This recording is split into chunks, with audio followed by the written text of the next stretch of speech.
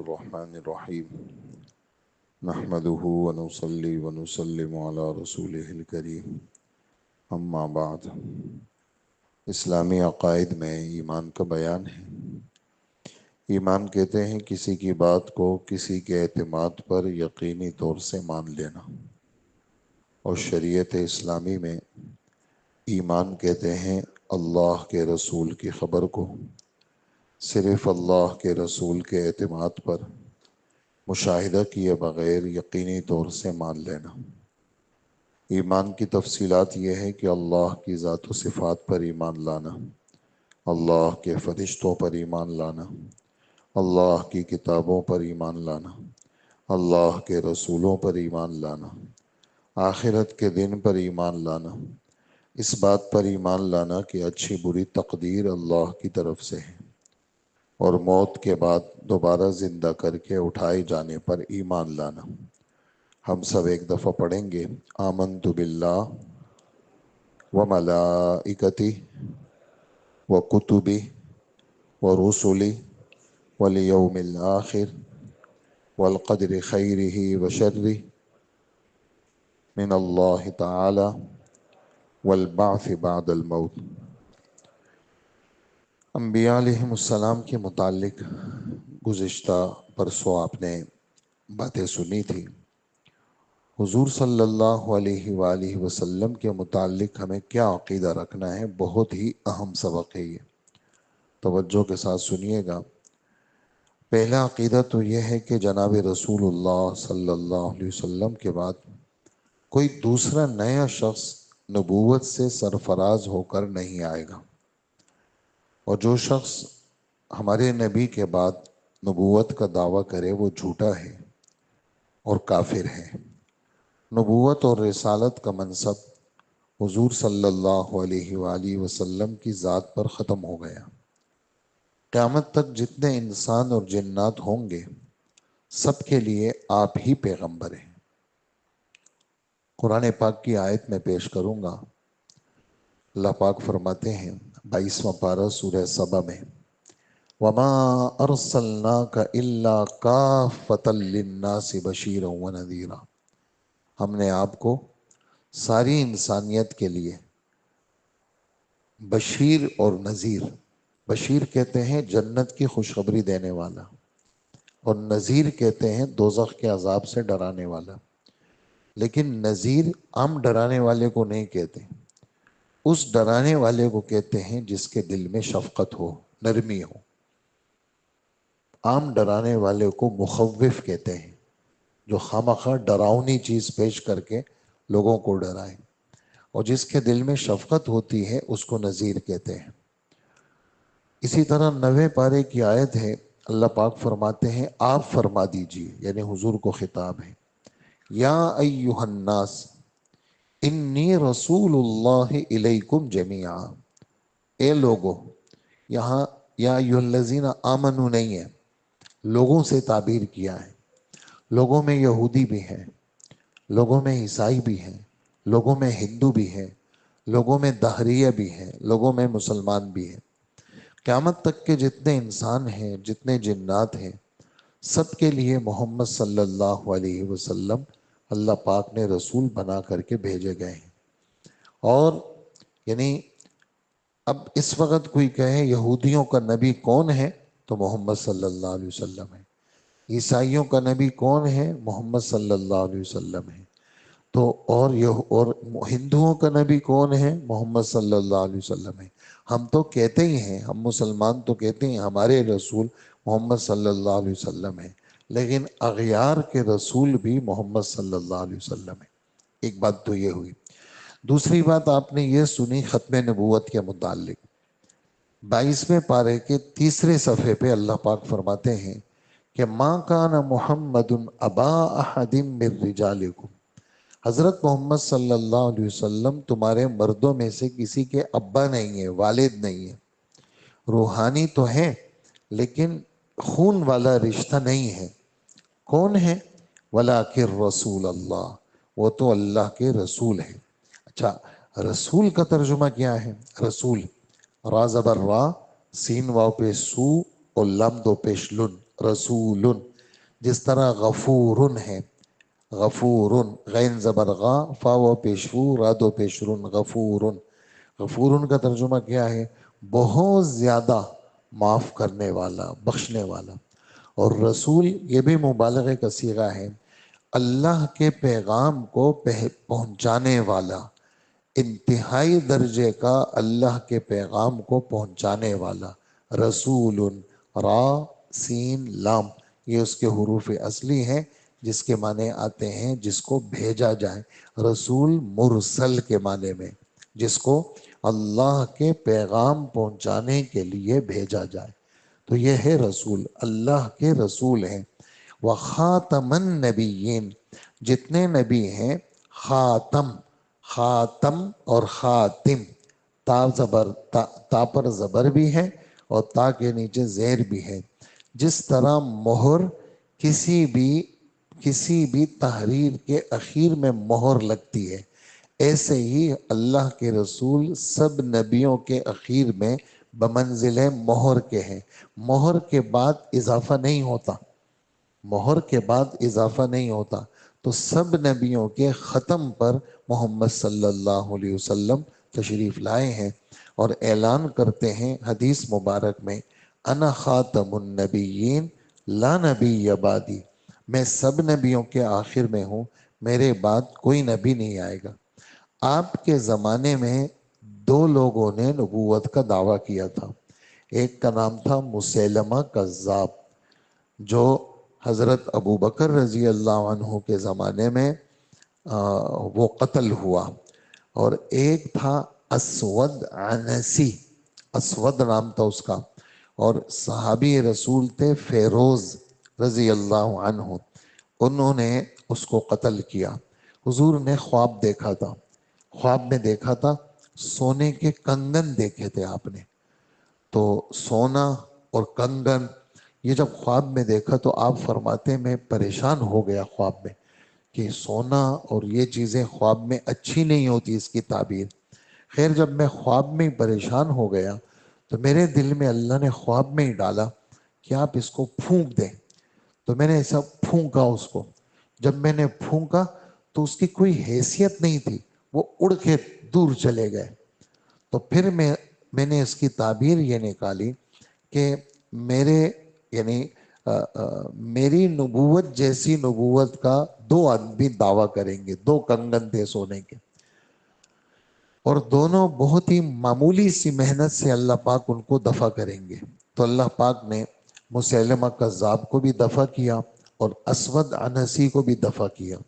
پھر حضور اپنی حدیث مبارک میں فرماتے ہیں کہ بہت سارے جھوٹے دعوے دار پیدا ہوں گے، بہت سارے نبوت کے جھوٹے دعوے دار پیدا ہوں گے، لیکن تم سب اپنے ذہنوں میں یہ بات رکھنا کہ نبوت مجھ پہ ختم ہو گئی ہے. لہٰذا ختم نبوت کا عقیدہ ہمارا ایمانی عقیدہ ہے. ادھر بھی ہمارے ملک میں بھی، ہندوستان میں بھی بہت سارے لوگوں نے کوشش کی، اور اب بھی یہ زہریلا مادہ جگہ جگہ اندر اندر نوجوانوں کا ذہن بہت خراب کرتے ہیں. اسی وجہ سے ہم کہتے ہیں نوجوانوں کو محفلوں میں بیٹھا کریں اور بات کو سنا کریں، باتوں کو لیا کریں، اور جب سنیں گے لیں گے ماحول میں بیٹھیں گے تو حفاظت ہوگی آپ کی. تو یہ زہریلا مادہ یہ موجود ہے جگہ جگہ، بڑے پیار سے بڑے سلیقے سے لوگوں کو کھلا پلا کر کے اپنا زہر جو ہے نا وہ دلوں میں نوجوانوں کا دماغ اور دل خراب کرتے ہیں. تو یہ زہریلا مادہ ہے، لیکن اللہ کا فضل ہے، علماء کرام کی کوششیں ہیں، اور باقاعدہ ختم نبوت کے شبان نوجوان وہ بھی اس محنت میں لگے ہوئے ہیں، بزرگ بھی ہیں، اور اس طرح بہت سارے یعنی ایسے لوگ موجود ہیں، اللہ کا فضل ہے. لیکن بہرحال محنت جب نہیں ہوگی تو آدمی پھسلنے میں اور خراب ہونے میں دیر نہیں لگتی. لہٰذا ختم نبوت کا عقیدہ ہمارا ایمانی عقیدہ ہے. پہلی بات ہمارے سبق کی آج یہ ہے. دوسرا عقیدہ ہمارے نبی صلی اللہ علیہ وسلم کے متعلق یہ ہونا چاہیے کہ حضور صلی اللہ علیہ وسلم کی محبت ساری مخلوق، بلکہ اپنی جان سے بھی زیادہ، اپنے ماں باپ سے بھی زیادہ، اپنی اولاد سے بھی زیادہ حضور کی تعظیم کرنا ہر امتی کے اوپر فرض ہے. اور اس آدمی کا ایمان ہی نہیں ہے جس کے دل میں اللہ کے رسول کی محبت گھٹی ہوئی ہو۔ لیکن یہ ایک اصولی بات ہے، تھوڑی سی توجہ سے سنیں گے تو سمجھ میں آ جائے گی۔ ہم اپنے آپ کا جائزہ لیتے ہیں، ہمارے دلوں میں بہت ساری محبتیں زیادہ ہیں اور وہ ہمارے اختیار میں نہیں ہے۔ کسی کے دل میں اکلوتے بیٹے کی محبت ہے، کسی کے دل میں عورت ہے تو شوہر کی محبت ہے، مرد ہے تو بیوی کی محبت ہے، آدمی ہے تو ماں کی محبت ہے، باپ کی محبت ہے، بہت ساری ایسی محبتیں ایسی ہیں، ہم کہتے ہیں یار یہ تو بہت زیادہ ہے۔ اور یہاں یہ کہتے ہیں کہ بھئی حضور کی محبت زیادہ ہونی چاہیے، تو ہم کیا کریں یہاں پر؟ تو یہاں یہ بات سمجھنی چاہیے کہ محبت کی قسمیں ہیں۔ ایک اس محبت کا مطالبہ ہے جو ہمارے اختیار میں ہے۔ جس محبتوں کا میں نے ذکر کیا ان کو کہتے ہیں طبعی محبت، یہ ہمارے اختیار میں نہیں ہے، اور جو چیز اختیار میں نہیں ہوتی اس کا مطالبہ نہیں ہے۔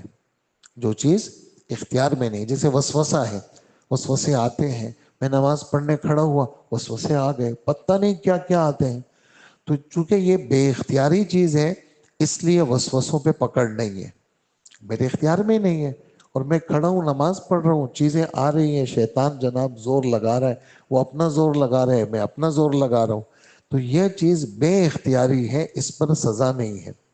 ایسے ہی طبعی محبت اگر کسی اور کی زیادہ ہے تو چونکہ یہ بے اختیاری ہے تو اس کا مطالبہ نہیں ہے۔ کون سی محبت کا مطالبہ ہے؟ کہا محبت عقلی، شرعی، ایمانی کا مطالبہ ہے۔ وہ کیا ہے؟ وہ یہ ہے کہ آپ اپنی عقل کو کام میں لائیں اور یہ سوچیں کہ محمد صلی اللہ علیہ وسلم کے ہم پہ کتنے سارے احسانات ہیں، اگر آپ نہ ہوتے تو پتہ نہیں ہم کہاں ہوتے۔ یہ تو آپ کی محبت، آپ کی محنت، آپ کی تکلیفیں، آج ہم بیٹھے ہوئے ہیں اور جناب ہم نے نماز پڑھی، جمعے کا دن ہے، ہم درود پڑھیں گے، اور ہم جو ہے وہ یعنی عام دنوں میں پڑھیں گے تو 1 کے 10 ملیں گے، جمعے کے دن پڑھیں گے تو 1 کے 70 ملیں گے۔ تو یہ چیزیں جب آدمی عقل کو کام میں لائے گا تو عقلی محبت کا مطالبہ ہے، اور عقلی محبت اختیار میں ہے، طبعی محبت اختیار میں نہیں ہے۔ یہ چیز اصولی تھی، اس لیے آپ کو توجہ دلا کر کے یہ سمجھانے کی میں نے کوشش کی۔ تو ہم سے جس محبت کا مطالبہ ہے وہ عقلی محبت کا مطالبہ ہے، اور بہرحال عقل کو بروئے کار لا کر کے آدمی سوچتا اگر ہے تو پھر محمد صلی اللہ علیہ وسلم جیسا کائنات میں کوئی بھی نہیں ہے۔ آپ کی محبت پر دنیا کی ہر چیز قربان ہے، کیونکہ آپ ہی کی برکات سے یہ پوری کائنات کیا ہے وہ قائم ہے، آپ کی برکتیں ہیں۔ آج بھی اللہ کا فضل ہے کہ حضور صلی اللہ علیہ وسلم کا نام جب آتا ہے تو آدمی مدینے کا نام آتا ہے، حضور کا نام آتا ہے، روزے کا نام آتا ہے، تو آدمی مطلب یہ ہے کہ اس کے دل اور ایمان کی کیفیت ہی بدل جاتی ہے۔ بھئی میں مدینہ جا رہا ہوں، اللہ اکبر، تو آدمی کہتا ہے کہ یار مدینہ تو ہر وقت بس سامنے ہی ہو اور مدینے کے اندر میں موجود ہوں۔ تو یہ حضور صلی اللہ علیہ وسلم کی جو یہ کیفیت محبت والی ہے، یہ ہر مسلمان کے دل میں ہونی چاہیے، یہ فرض ہے، یہ ہمارا عقیدہ ہے۔ ہاں اگر کوئی دل دماغ ہمارا خراب کرتا ہے کہ بھائی درود کوئی نہیں پڑھتا اور ہم حضور کا وہ نام نہیں لیتے، ایسی بات نہیں ہے۔ جتنا ہمیں حکم ہے درود شریف کا، ہمارے ایک ساتھی ہیں اسی مسجد کے، وہ یعنی جمعے والے دن 20,000 دفعہ درود شریف پڑھتے ہیں، اور عام دنوں میں 10,000 دفعہ پڑھتے ہیں، اور قرآن بھی پڑھتے ہیں، صلاۃ التسبیح بھی پڑھتے ہیں، سب عام تاجر آدمی ہیں، لیکن آپ اس کا چہرہ دیکھیں گے تو آپ کہیں گے کہ بھئی یہ تو یعنی ایسا اس کا چہرہ لائٹ مارتا ہے، یہ درود شریف کی وجہ سے۔ تو درود شریف حضرت شیخ الحدیث صاحب جو فضائل اعمال والے ہیں، وہ اپنی کتاب میں لکھتے ہیں فضائل درود شریف میں کہ بندے ناچیز کا جب بھی کوئی مسئلہ آیا تو درود شریف پڑھ کر کے اس کو حل کیا۔ درود شریف مقبول عبادت ہے، درود شریف مقبول عبادت ہے، جو درود پڑھے گا اللہ اس کو بھی مقبول بنائیں گے۔ اس لیے درود شریف کے بارے میں جو ہے وہ یعنی ایک تو یہ ہے کہ عام میں نے دعا مانگی، اب اللہ کی مرضی ہے قبول کریں یا نہ کریں. لیکن ایک دعا میں نے ایسی مانگی کہ میں نے شروع میں بھی درود پڑھا اور آخر میں بھی درود پڑھا، تو درود تو قبول ہو گئی، آخر بھی قبول ہو گئی. تو جب شروع اور آخر دعا کا قبول ہوا تو بیچ کی دعا بھی اللہ پاک کے کرم سے کیا ہوگی؟ قبول ہوگی. اس لیے دعاؤں کے اندر بھی آپ نے دیکھا ہوگا پہلے اللہ کی بڑائی آتی ہے، پھر درود آتا ہے، پھر دعا آتی ہے، پھر اخیر میں وصلی اللہ تعالی علی خیر خلقی، پھر درود پڑھ کے ہم اپنی دعاؤں کو ختم کرتے ہیں. اس لیے امتیوں کے ذمے ہیں حضور صلی اللہ علیہ وسلم کی تعظیم کرنا، اپنی جان سے، اپنے مال سے، ہر چیز سے کیا ہے؟ فرض ہے، ضروری ہے، اور یہ ایمان کا حصہ ہے. حضور صلی اللہ تیسری بات یہ ہے آج کے سبق کی، آپ صلی اللہ علیہ وسلم پر کثرت سے درود بھیجنا مستحب ہے، نہایت عظیم عبادت ہے. ابھی آپ نے درود شریف کے بارے میں سنا، اور آپ نے ایک مشہور حدیث آپ نے رمضان والی سنی. اس کے اندر یہ ہے کہ اللہ کے رسول نے پہلی سیڑھی پہ قدم رکھا، آمین کہا، دوسرے پہ رکھا، آمین کہا، تیسرے پہ رکھا، آمین کہا. صحابہ نے پوچھا تو فرمائے جبرائیل علیہ السلام آئے تھے، مجھ سے کہا کہ تباہ ہو جائے وہ آدمی جس کو رمضان کا مہینہ ملا اور اس نے کوشش ہی نہیں کی، رمضان کے اندر اس کی بخشش نہیں ہوئی. تو میں نے کہا آمین. تو پھر فرمائے کہ تباہ و برباد ہو جائے وہ آدمی کہ ماں باپ دونوں یا ایک بڑھاپے کی حالت میں پہنچ جائے اور اس کو بیٹے کی خدمت کی ضرورت تھی اور اس بیٹے نے خدمت نہیں کی، جان چرائی اور چھڑائی اپنے ماں باپ سے. تو کہا کہ ماں باپ بغیر خدمت کے وہ چلے گئے تو یہ بیٹا تباہ و برباد ہو جائے. تو میں نے کہا آمین. پھر فرمائے کہ تباہ و برباد ہو جائے وہ آدمی جو آپ کا نام آئے اور درود نہ بھیجے. اسی طرح جو ہے وہ اللہ کے رسول صلی اللہ علیہ وسلم فرماتے ہیں درود نہ بھیجنے والا، میرا نام آیا درود نہیں بھیجا، اس سے بڑا بخیل کوئی نہیں ہے، اور یہ میرا قیامت کے دن دیدار نہیں کر سکے گا. جو درود نہیں بھیجتا یہ میرا دیدار نہیں کر سکے گا. تو درود شریف سے محرومی یہ مستقل کیا ہے؟ بدبختی کی علامت ہے. اس لیے نماز میں تو ہم درود پڑھتے ہیں، اپنی زندگی کا معمول بنائیں. تبلیغ کے اندر جو لوگ جاتے ہیں تو بزرگوں کی طرف سے 3 تسبیحات بتاتے ہیں. تیسرا کلمہ درود شریف استغفار، صبح 100 دفعہ اور شام 100 دفعہ. حاجی عبدالوہاب صاحب ایک دن کہنے لگے کہ بھئی یہ صبح اور شام میں بڑا فاصلہ ہے، اب بیچ میں بھی 100 دفعہ کر لو. جیسے تم صبح ناشتہ کرتے ہو، رات کا کھانا کھاتے ہو، تو بیچ دوپہر کا بھی کھانا کھاتے ہو، تو کہا بیچ میں بھی یہ رکھا کرو.